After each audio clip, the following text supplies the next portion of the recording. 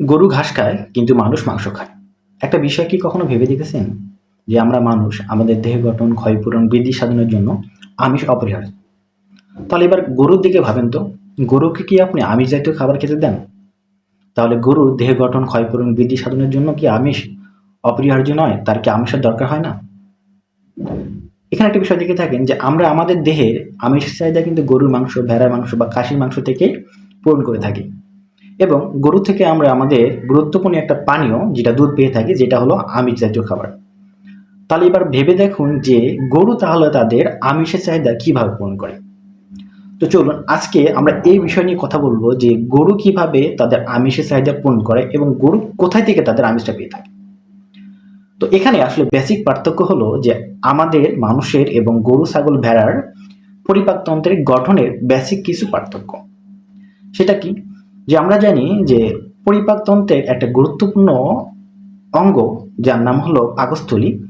এখানে আমাদের মানুষের পাকস্থলী হলো এক প্রকোষ্ঠ বিশিষ্ট।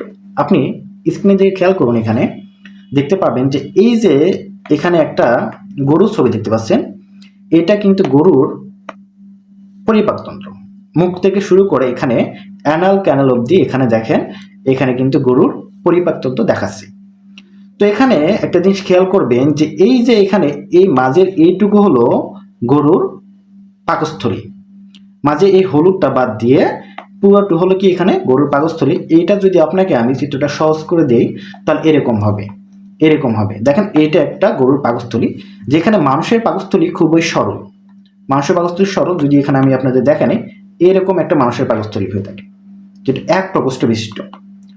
এটা হলো এক প্রকোষ্ঠ বিশিষ্ট স্টোমাক বলে থাকি। কিন্তু এখানে দেখছেন যে গরুর প্রকোষ্ঠ যেটা আছে সেটা কিন্তু আমাদের চার প্রকোষ্ঠ বিশিষ্ট। এখানে দেখতে পাচ্ছেন এখানে বড় একটা পার্ট, যেটাকে আমরা বলে থাকি রুমেন। এখানে একটা দেখছেন রেটিকুলাম, পাশাপাশি দেখেন এই পাশে একটা আছে অ্যাপোমাসম আর এই পাশে একটা আছে ওমাসম। তাহলে এই চারটা পার্ট নিয়ে আমাদের গরুর পাকস্থলী গঠিত, কিন্তু আমাদের কিন্তু একটাই পার্ট। তো এখানে যেটা হয় যে গরু যখন ঘাস খায়, ঘাসে কি থাকে? ঘাসে থাকে আমরা জানি যে এখানে সেলুলোজ থাকে বা শর্করা থাকে। কিন্তু তাহলে এখানে সে প্রোটিন কোথা থেকে পেল?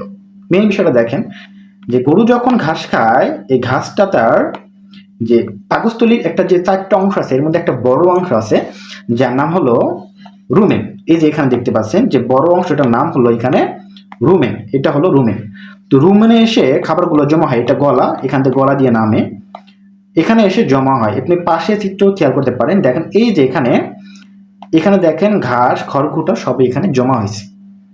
তো জমা হলে এখানে যেটা ঘটে, যে এই রুমের ভেতরে অনেক অনেক ব্যাকটেরিয়া আছে। আপনি এখানে খেয়াল করবেন যে এখানে দেখেন এই যে ছোট ছোট অনেক ব্যাকটেরিয়া দেখা যাচ্ছে। তো এই ব্যাকটেরিয়াগুলো এই সেলুলোজ জাতীয় খাবার অর্থাৎ ঘাসকে গাজন ঘটায়, ঘাসের গাজন ঘটায় বা ফার্মেন্টেশন ঘটার মাধ্যমে এখানে ব্যাকটেরিয়াগুলো পুষ্টি নিয়ে ফুলে ফেপে ওঠে বা আকারে বড় হয়। মনে করেন ছোট একটা ব্যাকটেরিয়া ছিল, ব্যাকটেরিয়াটা অনেক বড় হয়ে গেল। তো এখন এখানকার সকল ব্যাকটেরিয়া যখন এখানে গাজন ঘটাবে, খাবার থেকে খাবারের গাজন ঘটিয়ে সেখান থেকে পুষ্টি নিয়ে সে আকারে বড় হবে। এবং যে মেইন বিষয় এখানে যে এই যে আপনার ব্যাকটেরিয়া দেখলেন, এই ব্যাকটেরিয়াগুলো প্রোটিন সমৃদ্ধ, অর্থাৎ ব্যাকটেরিয়ার দেহ হলো প্রোটিন দ্বারা গঠিত। এখন গরু কি করে? আমরা জানি গরু হলো জাবরকার প্রাণী। তো গরু কি করে? তার দেহে যে এই যে ব্যাকটেরিয়াগুলো যে বড় হলো, এই ব্যাকটেরিয়াগুলোকে তখন সে হজম করে বা পরিপাক করে। তাহলে দেখেন এই ব্যাকটেরিয়াগুলো প্রোটিন সমৃদ্ধ এবং এই প্রোটিনগুলোকে হজম করার মাধ্যমে গরু তার দেহে প্রোটিনের চাহিদা পূরণ করে, অর্থাৎ এই প্রোটিনটা তার দেহে শোষিত হওয়ার পরে এই প্রোটিনে যা যা কাজ করা দরকার সেটা গরুর দেহে বা ভেড়ার দেহে বা ছাগলের দেহে সংগৃহীত হয়। যেমনটা আমরা প্রোটিন জাতীয় খাবার খেলে সেটা পরিপাক হয়ে দেহে শোষিত হয়ে আমাদের দেহে বিভিন্ন ধরনের কাজ করে, দেহে ক্ষয়পূরণ, বৃদ্ধি সাধন ইত্যাদি ইত্যাদি কাজগুলো করে থাকে। ঠিক এমনটাই ঘটে হলো আমাদের গরু ছাগলের দেহে, যে তারা প্রোটিন জাতীয় খাবার না খাওয়া সত্ত্বেও যেহেতু তাদের এই রুমেনের ভেতরে ব্যাকটেরিয়াগুলো খাবারের গাজন ঘটিয়ে সেখানে তারা আকারে বড় হয় এবং তাদের হজম করার মাধ্যমে গরু তাদের প্রোটিনের চাহিদা পূরণ করে। তো আশা করি বিষয়টা আপনারা বুঝতে পারছেন। তো এখানে একটা বিষয় যে আপনাদের নোট হিসাবে বলি, যে আমরা অনেকে আছি বর্তমান যা চাষিরা, আমরা খামারে গরুকে আমরা প্রোটিন জাতীয় খাবার দেওয়ার চেষ্টা করি। প্রোটিন বলতে আমরা কি মাছ মাংস দিয়ে থাকি না, এখানে আমরা গরুকে ডাল জাতীয় খাবার দিয়ে থাকি, ডালের মধ্যে আমিষ থাকে, সেক্ষেত্রে তার আমিষের চাহিদাটা অনেকটা বেশি ভাবে পূরণ হয়। তো এখানে যে মেন বিষয়টা দেখেন, গরু থেকে যে আমরা দুধ পেয়ে থাকি একদম পুরো প্রোটিন, হাইলি প্রোটিন, এবং তার মাংসটা প্রোটিন, তাহলে এই পুরোটা প্রোটিনই কিন্তু অধিকাংশ ক্ষেত্রে আমাদের এই ব্যাকটেরিয়া থেকে আসে। তো আশা করি বিষয়টা আপনারা বুঝতে পারছেন।